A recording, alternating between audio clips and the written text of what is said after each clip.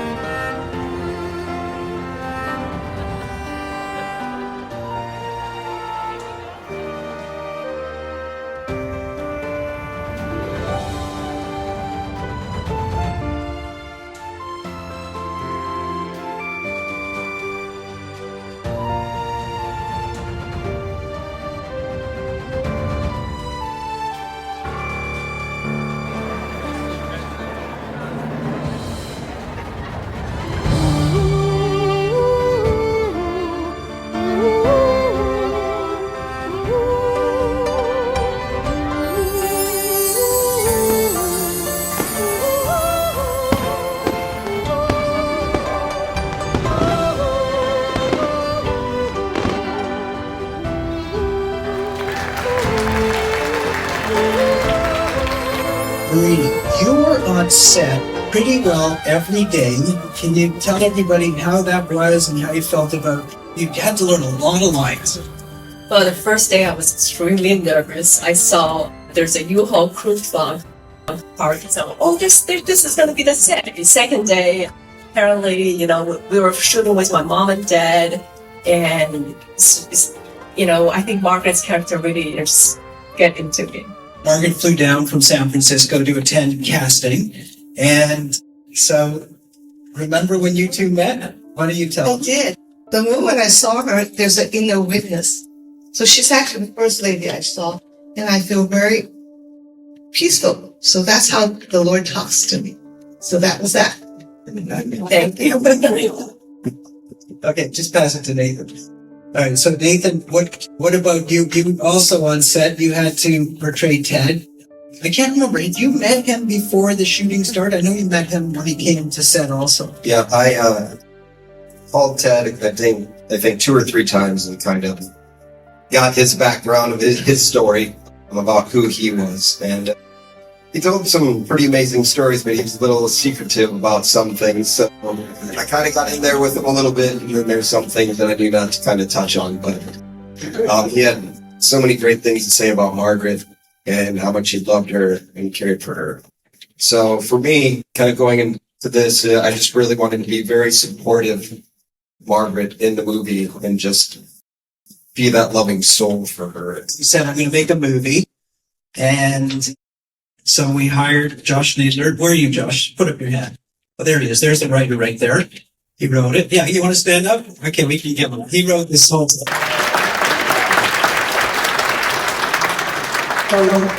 So it was several months of writing, and Josh and Margaret had a lot of conversations back and forth. And if you know Margaret, she was very particular. She'd written the book, obviously. And adapting a book to a movie is not that easy, because in a book, you can just go anywhere you want. In a sentence, you can fly to the moon and back.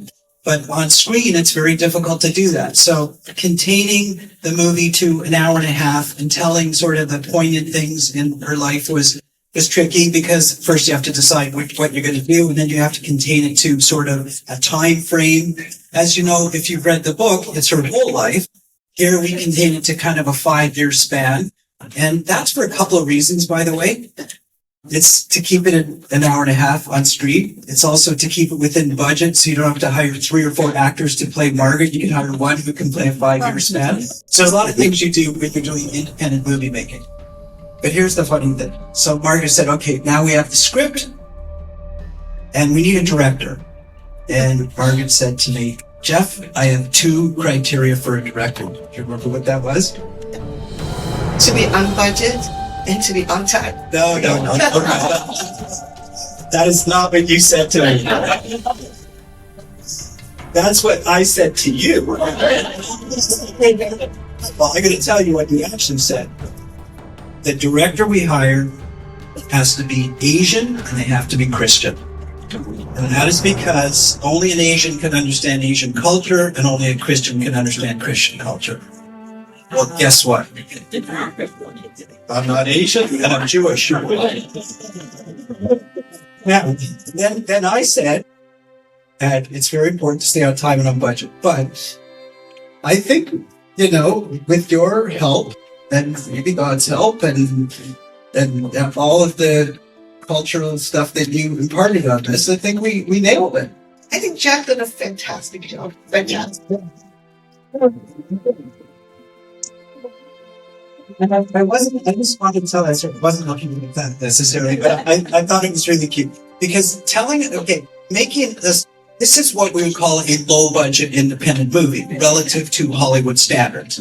All right. So it's not a micro budget, but it's a low budget movie. And so I'm very, very, as particular as Margaret is about the story and all the details here, I'm super particular. Like she said to me the other day, we were talking yesterday, and I said, Margaret, don't worry. Some people won't come. Some will come. We'll have plenty of seats. It's all going to work out. And she said, what are you talking about? You counted every potato chip on set. I mean, you're just a detailed designer. So, but I think that when you're doing these kind of movies, you really, if you want to be, when I say successful, I mean, obviously there's two components to being successful in low budget indie filmmaking. One is you have to make an entertaining movie. So you have to entertain audiences. And two is you have to stay on budget and on time if you want to make your money back. And so my real background is in distribution. So, hopefully, Margaret being the businesswoman and all, we've had lots and lots of conversations about distribution, and I feel like we have something that's going to be really, successful. I really wanted to add, because I am very numbers oriented. So he proposed a budget, and that was the budget. But before we fund, every time people submit, the budget. And it took him a long time because he's down to every potato chips. So he's really good. Yeah, we're on time and ahead of schedule. Yeah, we are. Okay, so... and we had fun doing it. We did. That's what I said. I enjoyed it. Fun doing it. Yeah. For me, as I say, every morning when we are shooting, we have a crew meeting before, and we talk about what we're going to shoot during the day. And this is my style of directing. And I say the same thing every morning to my crew, and I say, we are here on set. I mean, we have a lot to do. It's a lot of details. It's, long hours and everything. But we're making a movie. That is a dream. If you're in the film business, to be able to be on set and make a movie. And I said to Margaret before this meeting, I said, carpe diem. Seize the day, seize the moment. These are special moments in life. What we just did here, what we're doing here is such a special moment in life. And I'm just so happy that you're enjoying it with all your friends and Well, I must say it was tough. She gets up at 6:30. I show at 9. And I need at 6 o'clock. She finishes at 9. I thought to myself, I can't make it as an actress. So, are there any questions? Does anybody want to ask anything about the filming or anything to do with the set? If you do, just put up your hand. Okay. Yeah, sure. I just want to thank you for showing this movie that ties in the Chinese dysfunctional family along with some Christian, they didn't know about what God's really about. I just one question I just want to ask, just kind of review. I mean, this movie screening, was it time just to have it done before Chinese New Year? I'm directing again. Okay, sorry. So anyway, I just want to ask, this movie screening, you brought all the people here. Was it just part of, was it time to have it done right before Chinese New Year?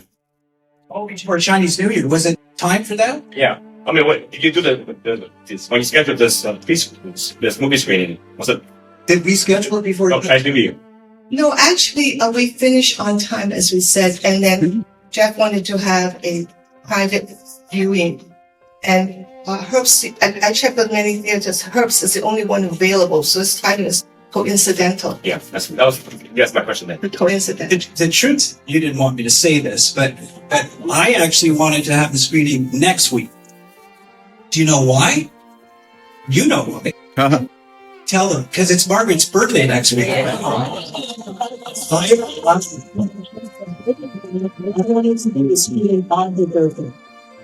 That's a that would have been special, but she said no, it's about the movie, it's not about me. Chinese people, ladies, never tell their age. Okay, just pass me. Okay. So, Marie, there's something else. So, I'm going to give away a little secret here. Again, I told you that this, as much as I love making the movies, distribution is everything for me. I like to sell them and get them out to audiences. So, we feel that this movie, one, is going to play, obviously, to the faith-based crowd. God is good, and we feel like we're true to that message. And two, we feel like there's a huge audience in the Asian American audience. So, in order to capture that, we did something really unique in the filming of this movie. And we actually we shot it at the same time, but we shot two versions of this movie. So, Marina, can you tell them what the second version was and how that went? Okay, so second version is every dialogue with my mom and dad played in this film are all in Chinese. And I think that was the second day. Jeff goes, okay, so English one is done. Why don't you guys just, speak in Chinese for the next take? And that was, so after we filmed the second day, which is Chinese dialogue, and Jeff took me and Araceli and Jared out for dinner and said, Marina, one, I realized you are the right person for this role. So when? Today. Only did he realize. Yes. So it's nice.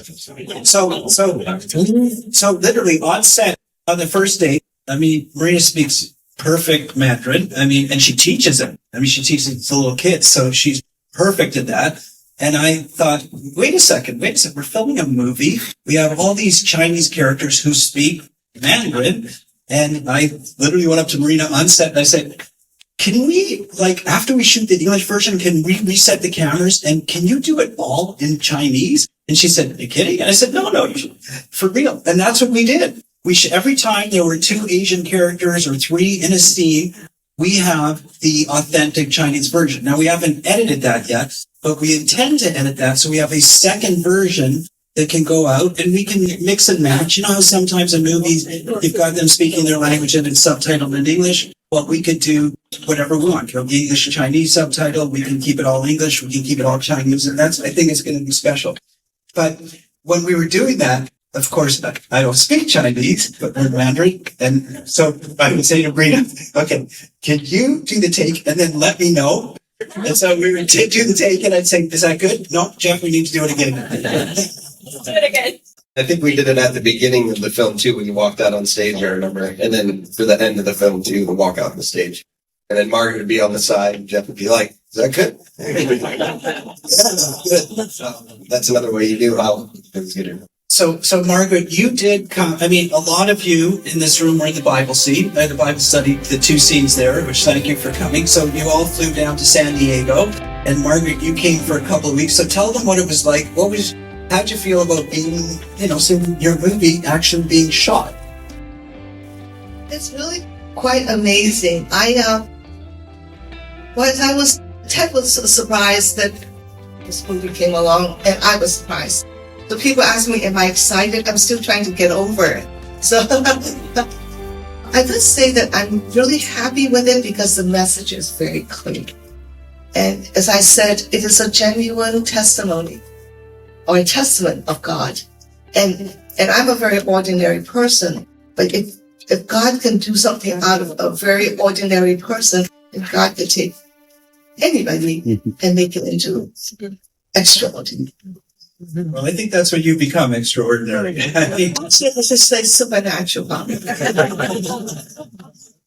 So Nathan, what other, in terms of the filming, what things did you feel like were difficult or easy or, in terms of the scenes we were shooting?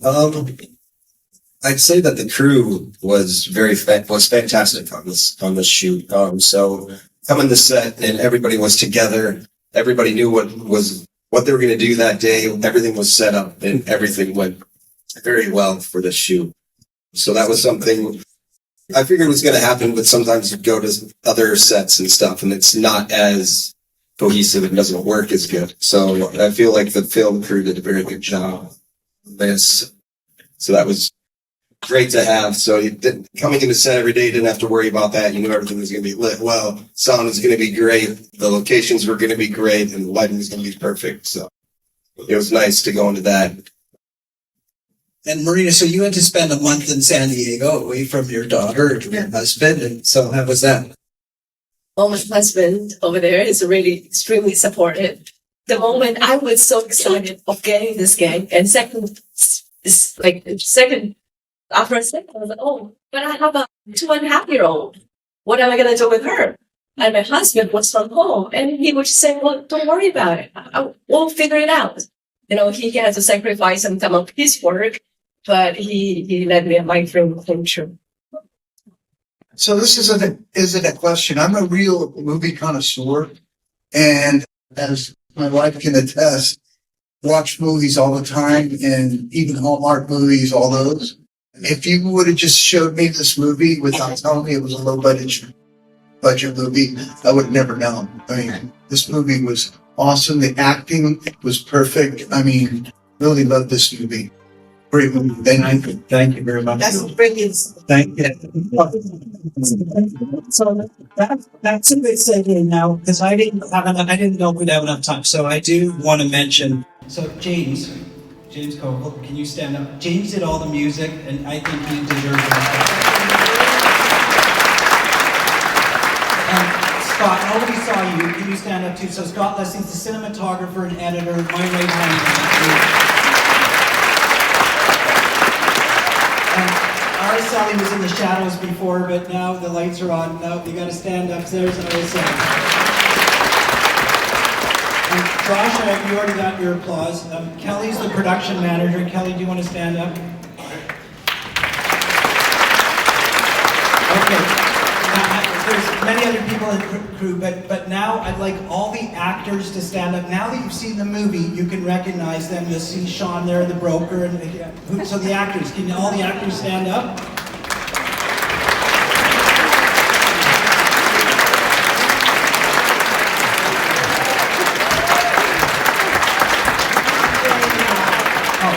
Mark, where are you? Oh, there's the mean guy upstairs there. He's the mean guy.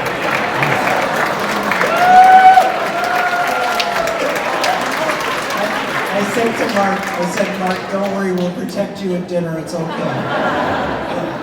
Okay, all the actors, all of you did a great job, and you worked, in the time frames we had, and everybody was super cooperative, and the crew, again, I agree with you, Nathan, that it's, honestly, when you have a cooperative, cohesive crew, it's a really enjoyable process making a movie. I want to point out, Regan, stand up. He's Sam. And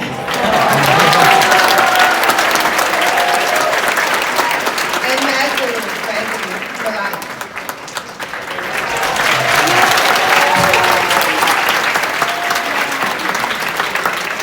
And of course, they're cooperative parents. That's very important. You have to have cooperative parents. All right, so Margaret, I mean, this is a dream come true. Do you realize this? This is how many people in their lives get to tell their stories, one in a book and then in a movie. You realize it's a surreal thing sitting here. It's Surreal, that's why it's hard. You just finished watching your life story on the screen. So, and I know the call I'm getting tomorrow. Okay, Jeff, we had a good time. Now, how are we selling this thing? So, how do you feel? I feel really good. Just align yourself with God and he'll lay the ground. You will find good directors, great actresses, actors, and everybody else. And I'm also going to talk about how Jim Covell came into it, how Daniel was there. So everything fall into place because God's hand is in it. But from the time we first talked to this, I don't know. Oh, I want to thank you. So he thought I was a capable student. He says, Margaret, you can attend my class for free. So every Monday night from 6 to 9 o'clock, I go to bed early. By 9 o'clock, he was going through all the spreadsheet. He was going through house scheduling work. So I finally said to myself, Margaret, you're too old to learn the business. Hire Jeff. You know what? I forgot about that.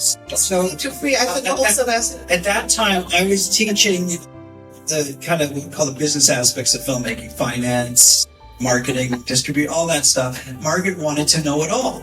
And so, there's two ways to learn. You book sessions and pay for them. And I said, Margaret, save yourself the money. I'm teaching at San Diego State on Monday nights from 7 till 10. In addition to teaching live, I Zoom the class. I'll give you the Zoom link. Just come on. And I thought, yeah, she's going to come on. She came on. I mean, that was 15 weeks. You had to be there for 14 of those 15 weeks. She was my best student. But okay, I'm going to have the last word. Any other questions or anything? Oh, sorry, question. Go ahead. Yeah, Margaret, Marina, and Nathan, ni hao ma. And I would like to invite all of us to sing happy birthday to Margaret. Happy birthday to you. Happy birthday to you. Happy birthday, dear Margaret. Happy birthday to you.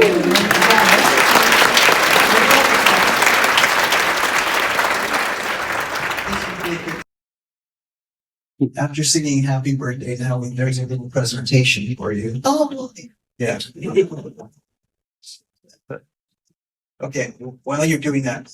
So as I said to you, it's been a wonderful journey together. The journey, has been. so as I tell my students, that making the film is this much of the process. We still have that much to go. So the journey is still going on. It's called distribution, and I look forward to playing Maybe you that. should tell a little bit about this. Well, I'm meeting people here and they're saying, I can help you if you get in this circle and that circle. So distribution is basically getting the movie released and audiences around the world seeing it. So of course, everybody says Netflix. So I know all about Netflix. I've had 3 movies with them. Netflix is just one direction and it's a great one. So yes, we will pursue that, but there are all kinds of other distribution channels that we'll be pursuing. And sure that you will hear about them as soon as the movie gets released, but we're in the midst of having those discussions right now. If you'd like to attend my class now, it's on Tuesdays and Thursdays. If you want to learn all about that, you got to come on Zoom for that. Oh yeah, It's an excellent class. Marina's husband Joey attended it twice. So yeah, no, you're welcome to. Any final words, Nathan or Marina? Sure, I just want to say something. When I first met, well, actually, when Margaret told me she selected me, and I said, okay, so I want to know more about you, about the character. So she flew me to San Francisco. I had my, notebook ready. I was asking her all of the life questions because it's, my character research. And then, learning about Margaret, and she came with us on set. I'm just admiring her energy. Every morning she will be there. But she told us, I had a tough life. It was not a difficult life. And there's so many challenges in my life. And I know, this movie is not self-seeking. The book is not self-seeking. Because she said, I want to make a movie that glorifies God. And it's with God's grace. I remember, so I flew to see Margaret that day and my flight left in the afternoon. And she was sitting with me, waiting for the car to take me to the airport. And she said, eye has not seen, ear has not heard, nor has it entered to the man's heart. It's the Lord's, it's the setting God wants for each and every one. Yeah, for those who love Him. For those who love. That's right. Yeah, and I'm just really, truly honored to portray you. Oh, thank you very much. I just really like to thank you all for the opportunity to play Ted. It was interesting to get chosen for this film or to be able to do this film because after my last film, I think I watched a Christian-based film, and I was like, it would be really great to like, because I did a couple of horror films and I did some comedies, and it's like it'd be really great instead of like having ghosts chase me or do whatever, zombies or something trying to kill me, that I could actually do something with my talent like for good, and it'd be great to like just do like a faith-based film or something that to give back to like something bigger. And then I got a call for this. So I just want to thank you for the opportunity, and really appreciate being in this movie.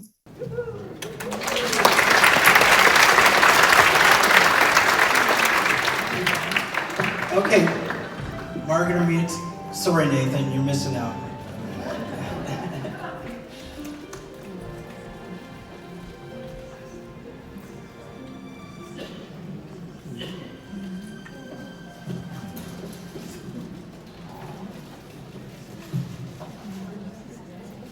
You want to take a photo with them? Yeah, come on in.